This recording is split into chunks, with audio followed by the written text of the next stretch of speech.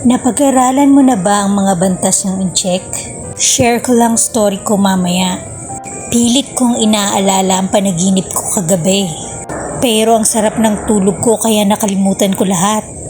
Nagising ako, nagluto ng almusal, naligo, and there's unexpected surprises. Sa mga karakter ko ngayon ang nagsabing ikaw ang ilaw. By the way, lucky number today 1723 at makikita ito sa storya kong Share Happiness. Araw-araw mamahalin ko ang buhay na nilikha ko para sa aking sarili.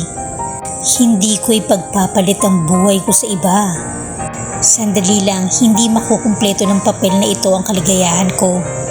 Kailangan kong matuklasan ang nakatagong mensahe sa kwentong ito. Greenby, bakit nahihiya ka sa akin sa ating panaginip? Ang kabaliwan ng isang tao ay katotohanan sa realidad ng isa pang tao.